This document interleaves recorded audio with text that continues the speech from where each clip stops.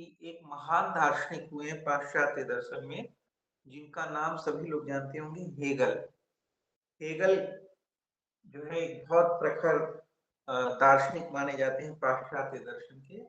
और कहा जाता है कि हेगल का दर्शन जो है वो समस्त पाश्चात्य दर्शन के ऊपर एक प्रकार की फुटनोट है। एक प्रकार की जो है फुटनोट की तरह माना जाता है जिसको। उस तरह है कि उन्होंने सारे दर्शन, सारे विचारों, जिसमें प्लेटो, एरिस्टोटल, सुकरात, बाकी सारे जितने भी दर्शन है, उन सारे दर्शनों की निचोड़ को रख दिया था अपने में। और आप लोग को पता ही होगा कि उनका जो एक द्वंदात्मक विधि था, डायलैक्ट्रिक, जिसमें पक्ष, विपक्ष और समपक्ष, थीसिस, एंटीथीसिस और सिंथेसिस, ये जो अवधारणा प्रस्तुत की गई थी, ये अपने आप में बड़ी यूनिक अवधारणा थी। और इसी से प्रभावित होकर कार्ल मार्क्स ने जो जिस तरह के विचारों को रखा और एक पॉलिटिकल व्यू बनाया, एक राजनीतिक दर्शन को विकसित किया। और उस राजनीतिक दर्शन का कितना प्रभाव रहा, कितने वर्षों तक उसका प्रभाव रहा, और आज भी वो प्रभाव बना हुआ है, बहुत सारी चीजें। और फर्दर उसके ऊपर बहुत सारे काम हो रहे, नियो मार्क्सवाद भी आया, बहुत सारे, मतलब बहुत एक आधार भूमि ही रख दी। और जिससे आज तक जो है वो चीजें हट नहीं पाई हैं, अभी भी वो पैटर्न चल चल रहा है, एक पैरेलल के रूप में जो है एक विचारधारा चलती रहती है। तो आप इसी से समझ सकते हैं कि हेगल का दर्शन कितना इम्पैक्टफुल था। जो उनका कुछ प्रसिद्ध स्टेटमेंट है, जैसे वो कहते हैं, real is rational, rational is real. सत्य बौद्धिक है और बौद्धिक ही सत्य है। तो इस तरह के जो उन्होंने अति बौद्धिकता में जो बहुत सारे अपने विचारों को प्रस्तुत किया था, ये सारी चीजें जो है जिस कालखंड में चल रही थी, उस कालखंड में एक दार्शनिक उभर रहे थे, जो एक नवीन तरह के दृष्टिकोण, नवीन तरह के विचार को अपने मनोमस्तिष्क में सजो लिए थे। उनका नाम था जो है किरकेगार्ड। ये किरकेगार्ड थे, जो जिनको हम कहते हैं कि अस्तित्ववादी दर्शन को स्ट्रक्चर्ड वे में प्रस्तुत करने वाले दार्शनिक थे। वैसे जैसे डिस्कशन में आया है कि बहुत सारे लोगों ने बताया है कि बहुत सारे दार्शनिक इसमें काउंट किए जाते हैं, और किरकेगार्ड के पहले के भी बहुत सारे दार्शनिक हैं। जैसे निस्से या नीचे, क्या उनको अलग अलग नामों से पुकारा जाता है, उसके उच्चारण के अंतर के कारण सामान्य तौर पर हम लोग निस्से ही कहते हैं। ठीक है। तो वो इनके विचारों को भी जो है अस्तित्ववादी दर्शन के रूप में लिया जाता है। और ये सारी चीजें हैं, तो इसकी बड़ी पृष्ठभूमि है। थोड़ी बहुत पृष्ठभूमि हम आप लोग को बताते हैं। जैसे निश्चय जो है ये सारी चीजों को देख के बड़ा परेशान था कि समाज में जो है लोग भाग्यवादी हो गए, मतलब जो है अपने लिखे हुए को मानने लगे थे। तो वो सारी चीजें जो वो देख रहा था निश्चय, तो उसको ये लग रहा था कि अगर ये पैटर्न चलता रहा, तो फिर जो है हमारे समाज का, हमारी सभ्यता, संस्कृति, हमारे देश, राष्ट्र, सबका विनाश निश्चित है। इसी से उकेरने के लिए जो है उसने अस्तित्ववादी दर्शन, अस्तित्ववादी चिंतन आरंभ किया। और जैसा कि हमने एक जनरल सेंस में बताया था कि एक बार जो है एक चौराहे पर वो एक पुतला जलाने लगा, और क्लासरूम का समय था, तो उसके छात्र जब क्लासरूम में पहुंचे तो देखे कि गुरुजी तो है ही नहीं क्लास में। तो किसी ने उनको बताया कि वो चौराहे पे मिलेंगे, चौराहे पे गए। जब चौराहे पे लोग पहुंचे, छात्र पहुंचे, तो देखे कि किसी पुतले को जला रहे हैं। तो उन्होंने छात्रों से पूछा कि ये आप किसको जला रहे हैं, कौन ये जल रहा है? कहे कि ये ईश्वर है। कहे कि ये ईश्वर है, और ईश्वर अब मर चुका है, और अब आप जो है किसी के सहारे नहीं रह सकते, आपको अपना सहारा स्वयं बनना पड़ेगा, आपको अपने भाग्य का निर्माण स्वयं करना पड़ेगा, कोई आपको सहायता करने वाला नहीं है। तो इस तरह के जो कहते हैं ना, जिस इस तरह के आंदोलित, इस तरह के क्रांतिकारी विचारों को रखने वाले ये निश्चित थे। लेकिन जो स्ट्रक्चर्ड वे में, जिसको कहते हैं कि अस्तित्ववादी दर्शन को प्रस्तुत करने वाले जो दर्शन थे, वो सोरेन किरकेगार्ड ही थे, और जो हेगल के समकालीन थे। तो आप समझिएगा कि हेगल जो इतने प्रखर दार्शनिक माने जाते हैं पाश्चात्य दर्शन के, जिनके प्रभाव को अभी हमने अपने बातों के द्वारा, अपने लेक्चर्स के द्वारा आपको रेखांकित किया कि इनका प्रभाव कितना गहरा है और आज तक वो एक समानांतर विचार के रूप में चल रहा है, जिससे प्रभावित होकर कार्ल मार्क्स ने अपने विचारों को रखा था और एक राजनीतिक दर्शन को प्रस्तुत किया था। तो वो कितना गहरा विचार था और कितना गहरा प्रभाव था। यही कारण है कि जब सोरेन किरकेगार्ड के समय हेगल अपने विचारों को रख रहे थे और सोरेन किरकेगार्ड ने भी उनके विचारों पर प्रतिक्रिया करके अपने अस्तित्ववादी दर्शन को प्रस्तुत करने का प्रयास किया, तो उनका दर्शन आया तो, लेकिन किसी ने उस समय उन पर ध्यान ही नहीं दिया, क्योंकि उस समय हेगल का दर्शन इतना प्रबल था कि किसी का भी ध्यान इस नवीन ढंग के विचार, इस नवीन ढंग की सोच की ओर गया ही नहीं, जो कि सोरेन किरकेगार्ड के द्वारा अपने पुस्तकों में, अपने विचारों में, अपने लेखों में, अपने दर्शन में प्रस्तुत किया जा रहा है। कालांतर में जब मार्टिन हाइडेगर ने अपने विचारों को प्रस्तुत किया और उस समय जो है सेकेंड वर्ल्ड वॉर और ये सारी चीजें, फर्स्ट वर्ल्ड वॉर और सेकेंड वर्ल्ड वॉर, ये सब के मध्य का कालखंड चल रहा था, तो उन सारी चीजों में जो विभीषिका देखी जा रही थी, जिस तरह मानवीय अस्तित्व जो है एक जिसको कहते हैं ना कि मानवीय अस्तित्व के ऊपर एक प्रकार का प्रश्न चिन्ह लग गया था, ये सारी चीजें हम लोग देख रहे थे, सारे समाज, सोसाइटी और सारी चीजों में, कि किसी को कुछ चीजें अब समझ भी नहीं आ रही थी कि कब किसको कितने दिन रहना है, कब कौन कितने दिन जिंदा है और क्या होने वाला है आगे, एकदम अनिश्चितता सा माहौल था। उस समय जब मार्टिन हाइडेगर ने अपने विचारों को प्रस्तुत किया और कालांतर में जीन पॉल सार्त्र ने उन विचारों से प्रभावित होकर अपने विचारों को रखा, तब लोगों को ध्यान सोरेन किरकेगार्ड का आया कि अरे ये जो विचार रखे जा रहे हैं मार्टिन हाइडेगर के द्वारा और जीन पॉल सार्त्र के द्वारा, इस इस तरह के विचारों की नींव नींव तो बहुत पहले ही हेगल के एक समकालीन दार्शनिक सोरेन किरकेगार्ड के द्वारा रखी गई। तब इनके महत्व को रेखांकित किया गया और तब सारी चीजें इनकी, इनका दर्शन, इनका विचार, ये सारा हमारे समक्ष सामने आया। नहीं तो ये बहुत दिनों तक जो है छिपे हुए थे और कोई भी इनके विचारों पर कोई भी ध्यान नहीं दिया जा रहा था, क्योंकि हेगल की छत्र छाया में वह अपने विचारों को तो प्रस्तुत कर रहे थे, लेकिन उसका प्रभाव समाज में, दार्शनिक चिंतन में किसी को नहीं दिख रहा था। कालांतर में ये दिखा जब परिस्थितियां बनी, तो स्पष्ट हो गया होगा आप लोगों को कि यह जो अस्तित्ववादी दर्शन, अस्तित्ववादी चिंतन उभर रहा था, वह मुख्य रूप से जिस बिंदु की ओर प्रतिक्रिया कर रहा था, वह अति बौद्धिकता का होना, दार्शनिक चिंतन में अति बौद्धिकता का होना। इसके कारण जो है दार्शनिक चिंतन मानवीय अस्तित्व पर केंद्रित होना आरंभ हो रहा था, जिसकी ओर सबसे पहले स्ट्रक्चर्ड वे में, मतलब एक संरचनात्मक ढंग से स्ट्रक्चर्ड वे में सबसे पहला प्रयास सोरेन किरकेगार्ड। तो ये तो एक सामान्य स्टेटमेंट है, इसमें कोई स्पेसिफिक बात तो नहीं बताई गई कि अति बौद्धिकता के ऊपर प्रतिक्रिया हो रही थी। तो अगर आपके मन में यह प्रश्न आए कि यह अति बौद्धिकता कर क्या रही थी, जिसके विरुद्ध अस्तित्ववादी दर्शन प्रतिक्रिया कर रहा था, ठीक है, तो हम इसको समझने का प्रयास करते हैं दो तीन बिंदुओं में, ताकि हम ये समझ सकें कि आखिर अति बौद्धिकता का प्रभाव क्या पड़ रहा था समाज में, जिसके विरुद्ध यह दर्शन प्रतिक्रिया के स्वरूप में उभर रहा था। ऐसे अगर कुछ स्पेसिफिक बिंदुओं को हम उकेर सके और उसको रेखांकित कर सके, तो अवधारणाओं को अपने अवधान में रखने में आपको आसानी हो। तो ऐसे दो तीन बिंदुओं को हम प्रकाश में आपको लाने का प्रयास करेंगे। और किरकेगार्ड ने अपनी पुस्तकों में स्वयं इस बात को रेखांकित किया है और उन्होंने जो अपनी पुस्तकों में बड़े विस्तार पूर्वक बुद्धिवाद का खंडन के टॉपिक से जो है बहुत सारे पॉइंट को रेखांकित किया है, जो आपके सेकेंडरी पुस्तकों में भी, यानी बीके लाल वगैरह में भी अलग से टॉपिक देके बुद्धिवाद का खंडन करके आप लोग को दिया है। उसी में से आपके एग्जामिनेशन और आपको अवधारणाओं को बनाने के दृष्टिकोण से जो महत्वपूर्ण कुछ बिंदु होंगे, उनको हम रेखांकित करने का प्रयास करते हैं।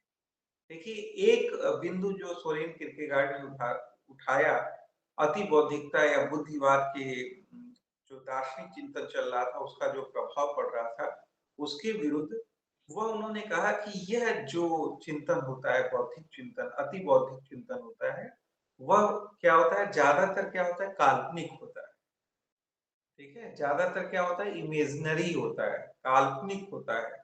यहाँ मुख्य रूप से भाव के विश्लेषण पर, भाव के बौद्धिक चिंतन, विवेचन पर जो है वह ध्यान केंद्रित किया जाता है। ध्यान दीजिएगा, क्या कहा सोरेन किरकेगार्ड ने कि ये जो अति बौद्धिक चिंतन होता है, यह जो बौद्धिक विश्लेषण हो रहा होता है, वह मुख्य रूप से क्या होता है, काल्पनिक होता है, इमेजिनरी होता है, और अपना ध्यान जो है मात्र भाव के बौद्धिक विश्लेषण, चिंतन, मनन और विवेचन पर ही केंद्रित किए होता है अपने आप को, जिसके कारण प्रभाव क्या पड़ता है।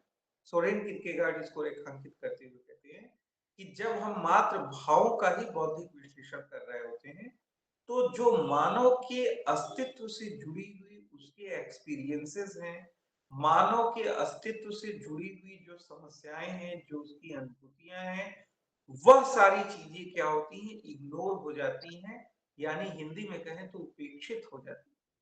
हम उसके प्रति उपेक्षा भाव में चले जाते हैं, क्योंकि हम अति बौद्धिकता के प्रभाव में क्या करने लगते हैं, काल्पनिक चिंतन करने लगते हैं, इमेजिनरी जो है सारी चीजों को देख रहे होते हैं, हाइपोथेसिस परिकल्पनात्मक दर्शन, परिकल्पनात्मक चिंतन को करने लगते हैं, और जो मानव अस्तित्व से जुड़ी हुई समस्याएं, मानव अस्तित्व से जुड़ी हुई अनुभूतियां हैं, वह क्या होने लगती हैं, उपेक्षित होने लगती हैं, जिसका प्रभाव क्या होता है कि हम अपने मानवीय अस्तित्व से जुड़ी हुई समस्याओं के हल को ढूंढने में अपने को सक्षम नहीं प्राप्त करते। हम अपने आप को कैपेबल नहीं बना पाते कि हमारे जो मानवीय अस्तित्व, जीवन से जुड़ी हुई समस्याएं हैं, उससे हम कैसे निपट सके। जैसे यहाँ पर जो पुराने भी क्लासेस में हैं, जैसे निपुण वगैरह हैं, तो उन लोग जानते होंगे कि इसके लिए हमने एक एग्जाम्पल दिया था कि जो रिक्शा वाला जो सुबह से निकलता है और शाम तक वह सिर्फ इस बात की तलाश करता है कि आज उसको भोजन की व्यवस्था करनी है, और जो रिक्शा वो किराए पे लिया है उसको भाड़े वाले को उसका भाड़ा देना है, और शाम को 2-3 लोगों को, 4 लोगों को जो उनका परिवार है उनके लिए उनके पेट में भोजन चला जाए। क्योंकि वो तो वैसे ही एक टाइम के करीब करते हैं, जहाँ तक हमें पता है कि इस तरह के स्तर में जीने वाले लोग, जिनको सरकार के द्वारा प्राप्त हुए लाभों का भी लाभ नहीं मिल पाता किन्हीं कारणों से, कि उनका जो है वो नहीं बना रहता, ration card X Y Z जो भी। अब वैसे समस्याएं कम है, क्योंकि गवर्नमेंट जो एक्टिव होके बहुत सारी चीजें कर रही है, तो मैक्सिमम लोग इंक्लूड हो गए, तो उनको 2 दिन का खाना भी नहीं मिलता, नसीब होता है। तो ऐसे लोगों से अगर आप कहें कि आओ हम चलो बात करते हैं, मोक्ष की चर्चा करते हैं, लिबरेशन की चर्चा करते हैं, इन सब सारी चीजों पे डिस्कशन करते हैं, तो जो है पहले तो आपको घूर के देखेगा, ठीक है, और फिर आपको ऐसे झिड़केगा कि आप अपने आप पर भी शर्म करोगे, सोचोगे कि यार एक रिक्शे वाला हमसे ऐसे बोल रहा है, क्यों बोल रहा है। क्योंकि जो आप ये जो बौद्धिक चिंतन करना चाह रहे हो, जो आप भावों का विश्लेषण करना चाह रहे हो, जो आप परिकल्पनाओं में जाना चाह रहे हो, वह उसके मानवीय अस्तित्व से जुड़ी हुई समस्याएं, जो चैलेंजेस हैं उसके समक्ष, उसको जो है पूरा करने में वो आपका ये चिंतन जो है कुछ हाथ नहीं बटाने वाला, उसमें कोई उसका अंशदान नहीं होने वाला। वह इस बात को जान रहा होता है, इसलिए वो आपको झिड़क के हटा देता है, कहता है कि मेरा समय मत खोटा करो, तुम्हें कहीं जाना है तो बैठ जाओ, नहीं जाना है तो हमको दूसरे ग्राहकों को ढूंढने दो, आप जाओ, आप मोक्ष की चिंता करो, आप जो है अमरता पे डिस्कशन करो, आप बहुत सारी चीजें जो आप करना चाहते हो करो, हमें इसमें शामिल मत करो, ना हमारा कोई इंटरेस्ट है। तो बताइए, क्या वो गलत है। एक हम लोग स्टेटमेंट नहीं कहते हैं अपने जीवन में कि भूखे पेट न भजन गोपाला। अगर पेट खाली हो तो भजन में भी नहीं मन लगता, लगता है। अगर पेट भरा ना हो तो भजन में भी नहीं किसी का ध्यान लगता। तो इसका मतलब है कि जो मानवीय अस्तित्व की जो अनुभूतियां हैं, जो मानवीय अस्तित्व से जुड़े हुए नीड्स हैं, अगर वो आपके नीड्स ही पूरे नहीं हो रहे हैं और उस नीड्स से जुड़ी हुई समस्याओं में ही आप उलझे हुए हैं, तो फिर आपको कोई चीज जो है आपको आकर्षित नहीं करेगी। और इसी की ओर सोरेन किरकेगार्ड ध्यान दे रहा है कि जो ये हेगल के दर्शन के प्रभाव में उस समय समाज सोसाइटी में अति बौद्धिक चिंतन होने लगा। बहुत ज्यादा लोग भावों का विश्लेषण करने लगे, विवेचन करने लगे। तो इन सारी चीजों ने क्या हुआ कि मानवीय अस्तित्व की अनुभूतियों और समस्याओं और इन सारी चीजों से लोगों को हटा दिया, काट दिया। इसलिए ये जो गैप क्रिएट हुआ, इसी गैप को भरने में यह अस्तित्ववादी दर्शन प्रकट हुआ। यस या नो? समझ में आया? समझ में आया आप लोग को? यहाँ क्या कहा जा रहा है? समझ में आया? ठीक है। तो ये जो सारी चीजें चल रही हैं कि आप लोग समझ रहे हो कि एक बिंदु को हमने स्पष्ट किया कि जिस प्रकार बौद्धिकता के प्रभाव में भावों का विश्लेषण चिंतन किया जा रहा था, वह मानवीय अस्तित्व की समस्याओं और अनुभूतियों को समझने में नाकाफी हो रहा था। इसलिए अब इस गैप को भरने के लिए मानवीय अस्तित्व को केंद्र में रखकर एक नवीन दृष्टिकोण से सोचने, दर्शन को प्रस्तुत करने की आवश्यकता महसूस हो रही थी, जिसको करने का प्रयास सोरेन किरकेगार्ड ने किया। स्पष्ट हो गया? ठीक है। आप देखे होंगे कि भारतीय दार्शनिक इतिहास में भी आप देखेंगे तो आप बार बार पाएंगे कि कोई विचार इतना हावी हो गया समाज में कि उसके विरुद्ध प्रतिक्रिया के रूप में बहुत सारे दर्शन आए। आपको ध्यान होगा कि आदि गुरु शंकराचार्य ने जो अद्वैत दर्शन की स्थापना की, जिसमें कहते हैं कि इन्होंने जो सनातन धर्म है या जो वैदिक औपनिषदिक जो हमारी संस्कृति थी, उसको उन्होंने पुनः स्थापित किया। कहा जाता है ना कि आदि गुरु शंकराचार्य ने अद्वैत मत की स्थापना करके हमारे जो सनातन धर्म है और जो हमारा सनातन संस्कृति है, वैदिक और औपनिषदिक दर्शन है, उसको पुनः स्थापित करने का प्रयास किया। तो आपको नहीं पता है कि ये जो पुनः स्थापित करने का प्रयास किया, यह एक प्रतिक्रिया स्वरूप हो रहा था। पता है कि नहीं पता है आपको? पता होगा कि यह प्रतिक्रिया स्वरूप हो रहा था। किनके विरुद्ध प्रतिक्रिया हो रहा था? बौद्धिज्म और जैनिज्म के दर्शन के विरुद्ध प्रतिक्रिया हो रहा था। क्योंकि ये दर्शन क्या, कौन से दर्शन कहे जाते हैं? ये दर्शन नास्तिक दर्शन कहे जाते हैं, क्योंकि ये वेद की प्रामाणिकता पर विश्वास नहीं करते और इनका प्रभाव इतना प्रबल हो गया था समाज में कि इसके विरुद्ध प्रतिक्रिया हो रही थी। और इसी प्रतिक्रिया के विरुद्ध आदि गुरु शंकराचार्य खड़े हुए, जिसमें हमने आप लोग को एक कथा नहीं सुनाया था, कुमारिल वाला, कुमारिल मिश्र का। ये जो मीमांसक दार्शनिक थे कुमारिल, इनके पास कोई किसी ने इनको भेजा था कि भाई आप जाओ इनसे मिल लो, कि ये बड़े ज्ञाता हैं और ये सारी चीजों को जानते हैं, तो वो आपको बताएंगे बौद्ध और जैन दर्शन के बारे में और बहुत सारी चीजें आपको मार्ग देंगे। तो जब शंकराचार्य इनके पास पहुंचे तो देखा कि उन्होंने अपने शरीर पर जो है तेल लगा के और उसमें चावल की भूसी लगा ली थी अपने शरीर में और सामने अग्नि प्रज्वलित हो रही। तो जब ये पहुंचे, कहे कि गुरुवर हम तो आपके पास आए आपकी शरण में, तो उन्होंने कहा नहीं, अब मेरा समय तो पूरा हो गया, क्योंकि मुझे जो है मैंने जो अपराध किया है उसकी सजा यही है कि मैं अपने आप का प्राण जो है अग्नि में समर्पित कर दूं, त्याग दूं। क्योंकि ये जो कुमारिल कहा जाता है ना, ये कुमारिल जो है भिक्षु का रूप धारण करके ये जाते थे और बौद्ध मठों में जो है उनके दर्शन को जानते थे, पढ़ते थे और फिर आकर उसी का खंडन किया करते थे। ठीक है। तो एक प्रकार से इसको हमारे दर्शन में, हमारे परंपरा में इसको अपराध माना गया है कि आप जिस गुरु से पढ़ते हो उसी गुरु के विरुद्ध जो है जब अगर कोई कृत्य आप करते हो, तो एक तरह से उन्होंने ये छल करते थे ना, वो ये छल के दोषी हो गए कि वो वहां जाते थे और जो है छद्म रूप धारण करके वहां के दर्शन को पढ़ के फिर उसका खंडन करते। तो उस पाप का प्रायश्चित करने के लिए उन्होंने स्वयं को अग्नि में समर्पित कर दिया। तो उन्होंने जो है एड्रेस किया, दिया किसका? मंडन मिश्र का दिया था ना। मंडन मिश्र और इनके बीच जो शास्त्रार्थ होता है, तो इन्होंने मंडन मिश्र का एड्रेस दिया, पता दिया कि आप जो है आप उनसे जाके मिलो, हमारा समय तो पूरा हो गया है। तो जब ये शंकराचार्य गए और उनका बताया गया कुटी, उन्होंने कई एड्रेस पूछा कि भैया कहाँ रहते हैं, ये कहाँ पता है इनका। मंडन मिश्र किसी ने बताया कि देखिए कि जिस आप कुटिया पे पहुंचोगे और उसके ऊपर जो है तोता और मैना बैठी रहेंगी, और जो है तोता कह रहा होगा स्वतः प्रामाण्य और मैना कह रही होगी परतः प्रामाण्य। तो आप समझ जाइएगा कि